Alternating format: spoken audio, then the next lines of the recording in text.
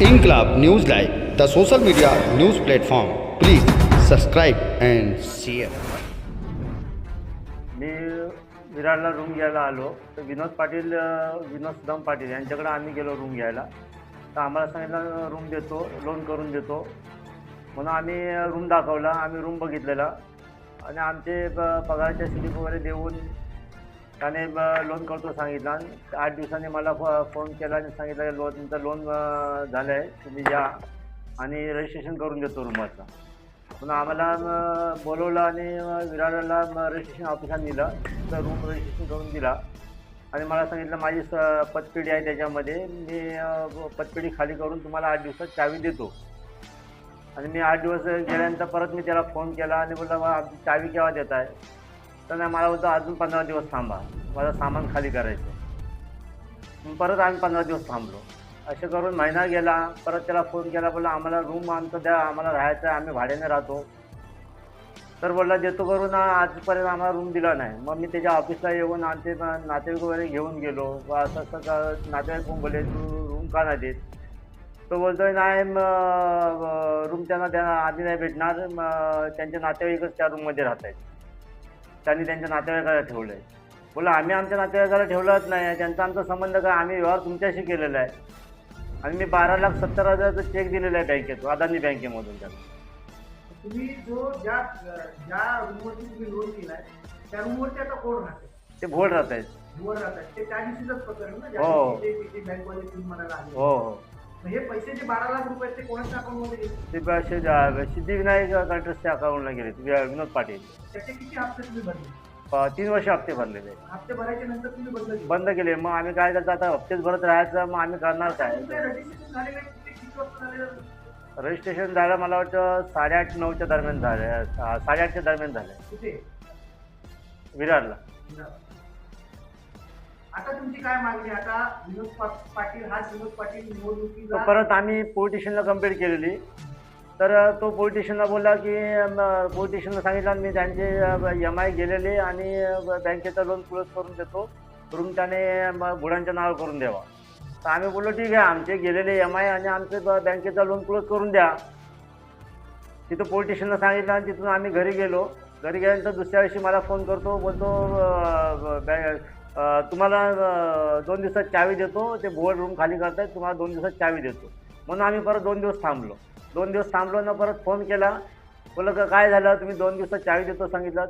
तो बोलतो काय ते तुमचं बोर्ड तुमचे नातेवाईक आहे ते तुम्ही आपसामध्ये काय ते बघा, मला काय विचारू नका. बोला असं कसं, बुडाचा आणि माझा संबंध काय? बुडाचा आणि माझा संबंध नाही आहे, तर तुम्ही बघा ना, तुमचा आणि बुडाचा काय व्यवहार असेल ते मला माहीत नाही. माझा रूम मला द्या, नाही तर माझे पैसे द्या. तर त्याने फोनच कट केला. म्हणून मग मी पोलीस स्टेशनला फोन केला, ते स्वप्नील सर आहेत त्यांना. बोला सर काल बोला विनोद पाटीलने सांगितलं पैशाचं MI तुमचे गेलेले MI आणि बँकेचं लोन क्लोज करून देतो. तर बोला दुसऱ्या दिवशी मला फोन करून सांगितलं की तुम्हाला रूम खाली करून देतो. रूम पण देत नाही ना, पैसे पण देत नाही. मग आता तुमच्या संदर्भात पोलिसांनी तक्रार वगैरे काय दाखल केली आहे?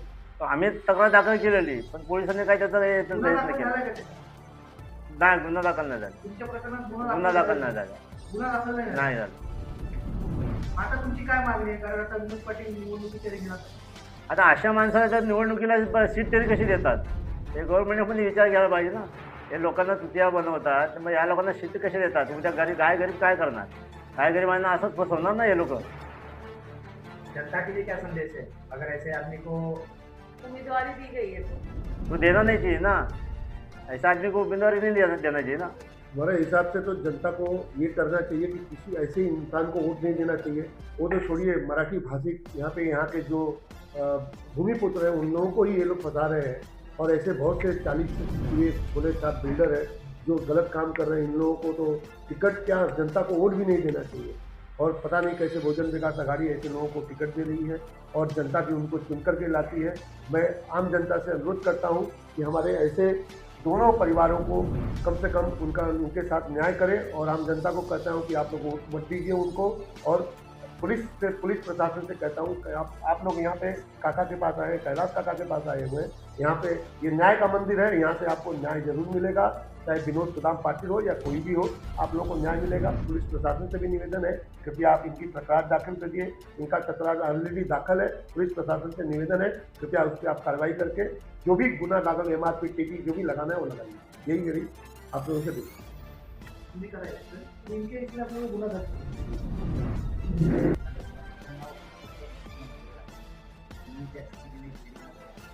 त्या बिल्डिंगच्या विकासात कामा पाडली त्या विकासकांनी आमच्याकडे गाडीमध्ये त्याने उभं पाडलं पण उभं पाडताना त्यांनी आम्हाला शिल्पचं आश्वासन दिलेलं होतं माझ्या गाड्या बोलतात त्या शिल्पचं आश्वासन देताना आम्ही प्रत्येक माणसाच्या करून त्यांचाच वर्षीचा रूप होता त्यांच्याकडे 1,20,000 रुपये आणि त्यांचे 300चा रूप होता त्यांच्याकडनं 3.5 लाख रुपये त्यांनी घेतलेले आहेत आणि आम्हाला शिल्पचं स्वप्न दाखवलं आणि त्यांनी अनधिकृत बांधकाम करून तिथे बिल्डिंग बांधलेली आहे जो गाळा त्याच्यामध्ये जो माझा गाळा होता त्या गाळ्याच्या संदर्भात मला एक रूम आणि गाळा देण्याचे ठरवलं त्या गाळ्याचे माझ्याकडे पेपरसुद्धा आहे आणि त्यांनी दिलेली ॲग्रीमेंट ह्यासुद्धा माझ्याकडे आहे आणि त्या ॲग्रीमेंटच्या द्वारे मी 2011 मागे लागलेलं आहे, आज 2026 आलेलं आहे. मला दुकान गाळा कधी देत आहे पण ते मला दुकान गाळा देत नव्हते. त्यांनी मला सांगितलं की दुकान गाळा देत नाही, मी तुला 3 रूम देतो, तिरुपती माझे जे रूम बनलेले आहे ते रूम देतो. त्यांच्यासाठी मला 10 नंबरचा रूम आहे जो आता या निर्मळ या रामचंद्र निर्मळ आहे त्यांच्या नावाचा जो केलेला आहे. हा रूम माझ्या ताब्यात दिलेला आहे त्यांनी, पण त्यांनी त्याचा जे पेपर लावलेले आहे ते पण पेपर सर्व फ्रॉड लावलेले आहे.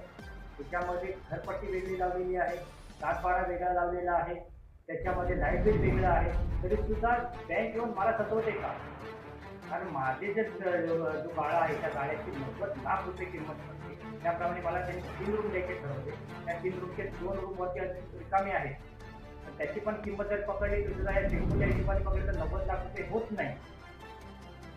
आणि त्यांनी असं असताना त्यांनी आता निवडणूक चालू आहे, आज तहसीलदारांमध्ये तहसीलदारांनी जी नोटीस पाठवली 29 तारखेला, त्यावेळेला हे निवडणुकीचं जे माहोल चालू आहे त्यामुळे दंडाधिकाऱ्यांना पण तो अधिकार नाही की तुम्ही हे नोटीस पाठवण्याचा. या पिरियडमध्ये तुम्ही मतदानाच्या याच्यामध्ये व्यस्त आहात की विनोद पाटील याच्या सांगण्यावरून तुम्ही आमच्यावरती कारवाई करताय असा विषय होतो. आणि आता विनोद पाटील निवडणुकीच्या रिंगणात आहे, त्याबद्दल काय बोलतो? मी त्यांना असं सांगेन की सर्व जनतेला सांगेन की विनोद पाटील यांना निवडून देऊ नका. कारण त्याच्यासाठी आम्ही आता जे 4 जण आम्ही समोर आलेले आहोत, पण याच्या व्यतिरिक्त आणखीन लोक आहेत आणि त्या आणखीन लोकांनी जाऊन निवडणूक आयोगाकडे उद्याला जाऊन आम्ही त्याच्यासाठी एक अंतर्गत त्यांना मोहलत मिळालेली आहे. निवडणूक आयोगाकडे जाऊन बसलो आहे आणि निवडणूक आयोगाला जे त्यांनी अनधिकृत बांधकाम केलेले आहे, आम्हाला मारहाण केलेली आहे, त्याच्यावरचे सर्व जे आमचे जे पेपर आहेत किंवा त्यांनी एक गट 4-4 लोकांना कसे विकलेले आहेत ते सर्व पेपर आमच्याकडे आहेत. ते घेऊन आम्ही कमिशनर साहेबांकडे पण जाणार आहोत आणि त्याचे पण आम्ही MPIDची आम्ही अपील करणार आहोत आणि त्यांना हा जर त्याचा विषय आहे की तो त्यांनी नगरसेवक बनवू नये त्यासाठी ती गोष्ट आम्ही करणार. तुमच्या प्रकरणामध्ये पोलीस ठाण्यात तक्रार दाखल झाली का? माझ्या ज्या प्रकरणामध्ये पोलीस ठाण्यामध्ये तक्रार दाखल झालेली आहे, त्यामुळे स्वप्नील कदम हे तिथे होते आणि स्वप्नील कदमनी माझ्या केसमध्ये कुठल्याही प्रकारचं काम केलेलं नाही. त्याने प्रत्येक वेळेला त्याच्याकडे पैसे घेतले आणि ते विषय त्यांनी थंड करण्याचा प्रयत्न केला आणि आम्हाला दमदाटी करण्याचा प्रयत्न केला. आपको जो बैंक से 10 दिन की मोहलत मिली थी उसमें 10 दिन को खत्म हो चुकी है, हम आगे क्या?